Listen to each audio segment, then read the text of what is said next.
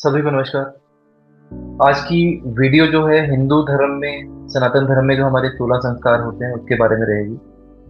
कौन कौन से संस्कार किए जाते हैं या कौन कौन सी चीजें हम लोग करते हैं और कौन सी चीजें जरूरी होती हैं और उनसे क्या इम्पैक्ट हमारी लाइफ में आता है या कब कब ये किए जाते हैं। तो अगर आप चैनल पर नए हैं, इस वीडियो को शुरू करने से पहले आप लोग इस चैनल को सब्सक्राइब कर लें, बेल आइकन दबा लें, सो दैट कोई भी वीडियो मैं फ्यूचर में बनाऊं तो वो आपकी तरफ सबसे पहले पहुंच सके।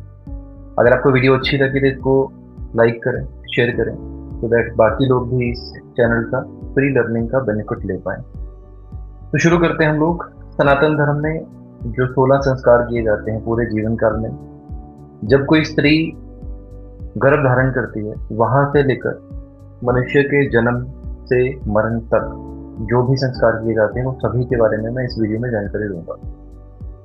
तो सबसे पहले 16 संस्कार हम लोग जो है अपने पूरे जीवन काल में करते हैं। 16 तरह के संस्कार होते हैं, लेकिन संस्कार का अर्थ क्या है? संशोधन, परिशोधन और परिशुद्धि, संस्कार का अर्थ ये होता है।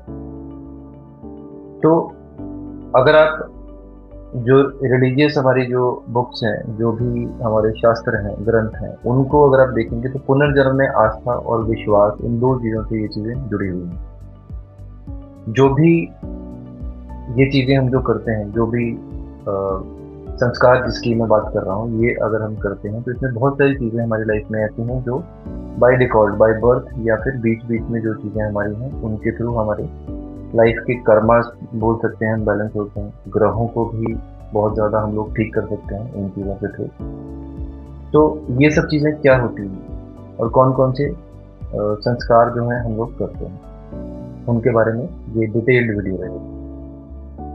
अगेन, अगर आप चैनल पर नए हैं तो चैनल को सब्सक्राइब कर लीजिए, सो दैट आपकी तरफ सबसे पहले वीडियो जो है वो पहुंच सके। तो हमारे जीवन में जब हम संस्कार की बात करते हैं तो संस्कारों में यूजुअली जो है वो स्वभाव में अगर कोई दोष है, वाणी में कोई दोष है, या आपके बिहेवियर में कोई दोष है, दृष्टि का दोष है, या कोई भी और चीज़ है, उन चीज़ों को भी इन चीज़ों के थ्रू बैलेंस किया जाता है। इन संस्कारों के थ्रू बैलेंस किया जाता है। तो सबसे पहला जो संस्कार हमारा होता है ये गर्भधारण संस्कार होता है। तो हिंदू परंपरा में बच्चे के जन्म से पहले 4 संस्कार और जन्म के बाद 11 संस्कार होते हैं टोटल, एक जो है वो मृत्यु के बाद किया जाता है। गर्भधारण संस्कार माता पिता की संतान के विकास और निरंतरता और कुलीन और बुद्धिमान संतान की प्राप्ति के उद्देश्य से किया जाता है। इसलिए गर्भधारण संस्कार को किया जाता है। ऐसा कहा जाता है कि संस्कार को करने से सौभाग्यवती या सौभाग्यवान बच्चे की प्राप्ति होती है, या इसकी कामना की जाती है। दूसरा संस्कार जो है इसको पुंसवन संस्कार कहा जाता है। माँ के गर्भ में पल रहे शिशु के शारीरिक और मानसिक विकास के लिए वैदिक मंत्रों के उच्चारण के बीच में ये संस्कार किया जाता है। इस संस्कार करने से बच्चा स्वस्थ और बुद्धिमान पैदा होता है। तीसरा जो संस्कार है, इस संस्कार को 4 से 6 या 8 माह के बीच में किया जाता है, महीने के बीच में किया जाता है। ये संस्कार गर्भ धारण के समय के बीच में मैंने बोला है 4 से 6 8, 4 से 6 या 8, मतलब 4 6 8 तीनों में से किसी भी एक महीने में किया जा सकता है।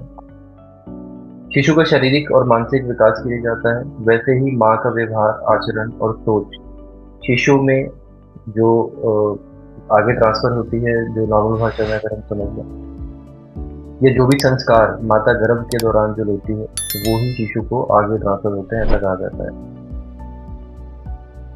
तो ये संस्कार जो है ये इस टाइम के दौरान किया जाता है। इसमें भी बच्चे की शारीरिक और मानसिक जो है दोनों तरह से प्रगति की तरफ या उसके विकास की तरफ जो है प्रार्थना की जाती है और इस चीज को किया जाता है।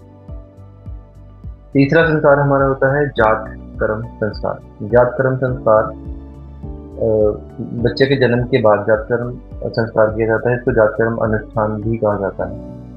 इसमें बच्चे के जन्म के समय के दोषों और माँ के गर्भ में रहने से दोषों से मुक्त किया जाता है बच्चे को, और शिशु की लंबी उम्र के लिए कामना की जाती है। जो भी कुल परंपरा के देवी देवताओं की सुरक्षा कवच की पूजा के बाद, मतलब जो भी आपके कुल परंपरा के देवी देवता हैं उनके थ्रू पहले सुरक्षा कवच दिया जाता है बच्चे को, देन पूजा की जाती है, देन देवी देवताओं और पितरों की पूजा के माध्यम से उनको संतुष्ट किया जाता है। और यहाँ तक कि बच्चे के होंठों पर घी और शहद भी इस टाइम पे लगाया जाता है और नाभि दंड भी इसी समय काटा जाता है। इसको जातकर्म संस्कार कहा जाता है।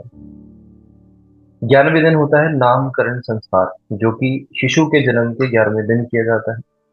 जो भी विद्वान ब्राह्मण आपके या कुल पुरोहित जो भी आपके होंगे, इस समय बच्चे की जन्म पत्रिका तैयार करते हैं, जो कि 11वें दिन की जाती है।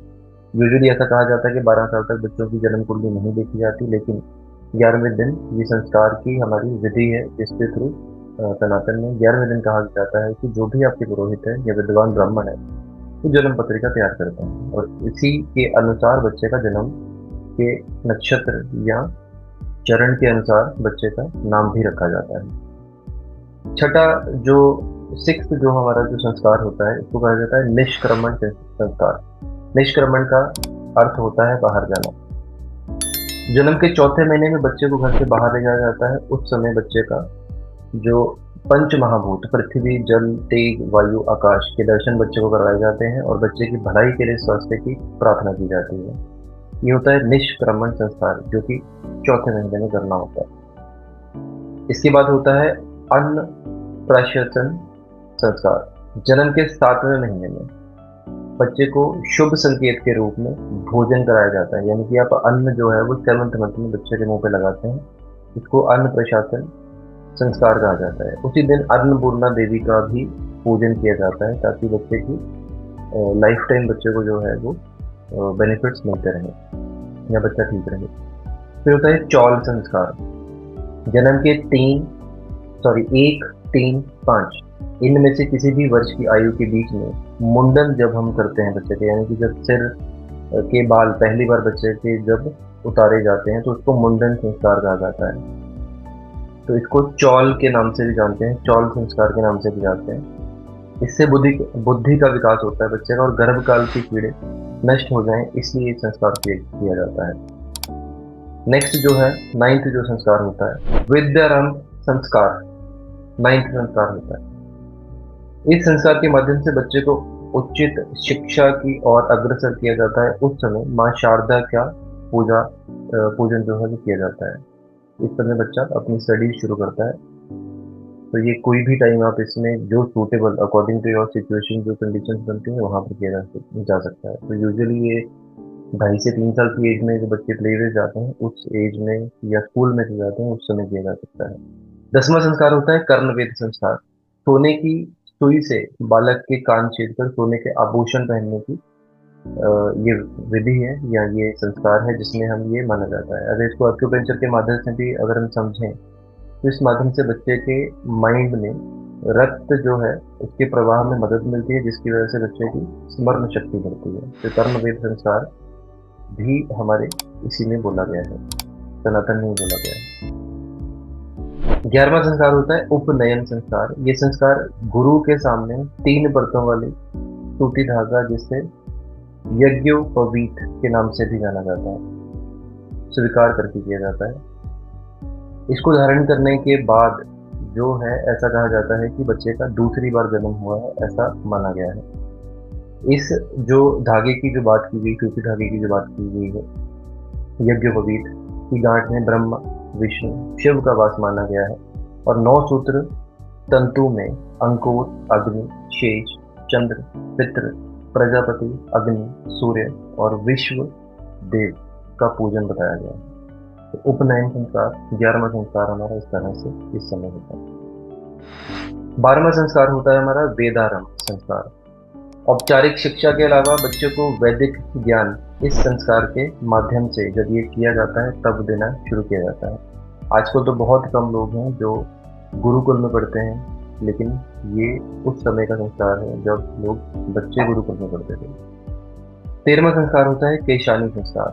ब्रह्मचारी के दौरान शिक्षा शुरू करने से पहले केशांत ब्रह्मचारी की सिद्धि के लिए सिर को साफ रखा जाता है। तो आपने नोटिस किया होगा जो पुराने सीरियल्स आप देखते हो तो उसमें यूजुअली सिर साफ होता है, तो वैसी कंडीशन में ये रखा जाता है, क्योंकि कामदेव को केश में निवास दिया गया है। इसकी वजह से केशों को हटाया जाता है, उस समय इसको केशानी संस्कार कहते हैं। 14 संस्कार है समावर्तन संस्कार। ये संस्कार बच्चे की शिक्षा पूरी करके लौटने पर किया जाता है। जब बच्चा अपनी स्टडीज पूरी करके वापस आता है तो समावर्तन संस्कार किया जाता है। 15वां संस्कार होता है हमारा विवाह संस्कार। तो विवाह संस्कार जो है वो महत्वपूर्ण है। अनुष्ठान किया जाता है, अग्नि प्रज्वलित की जाती है, अग्निदेव की उपस्थिति में परिक्रमा करके दूल्हा और दुल्हन शपथ लेते हैं और इस लग्न संस्कार द्वारा उनमें एक दूसरे के प्रति सौंपे गए धर्म के पालन का संकल्प लेते हैं और इसी संस्कार से पितृदोष से भी मुक्ति मिलती है। ये विवाह संस्कार जो है 15वां संस्कार होता है। अंत में जो 16वां संस्कार हमारे लिए होता है वो अंत्येष्टि संस्कार होता है। ये संस्कार ऐसा है जो शरीर छोड़ने के बाद किया जाता है, यानी कि जन्म से पहले गर्भ में भी संस्कार है और जब शरीर छोड़ देगा मानव तब भी संस्कार है। तो इस संस्कार को डेथ के बाद जाकर के लग्न संस्कार के समय जलाई गई अग्नि को घर से शमशान तक ले जाया जाता है और वहां शरीर को अग्नि को समर्पित किया जाता है। ऐसा करने से आत्मा सभी प्रकार के ऋणों से मुक्ति पाती है, ऐसा कहा गया है शास्त्रों में। ये 1 से लेकर 16 तरह के संस्कार हैं जो सनातन धर्म में किए जाते हैं। तो जो भी चीज़ें हैं, आई होप मैंने आपको डिटेल में बताई हैं, समय भी बताया और क्या इससे होता है वो भी चीज़ें आपको बताई हैं। आप इन चीज़ों को अपनाइए, सनातन धर्म को आगे बढ़ाइए। अगर आपको वीडियो अच्छी लगी है तो वीडियो को लाइक करिए और इसको आगे शेयर करते रहिए। जल्दी ही आपके सामने एक और इम्पोर्टेंट टॉपिक के साथ वीडियो लेकर मैं जल्दी हाजिर होऊंगा। तब तक के लिए धन्यवाद।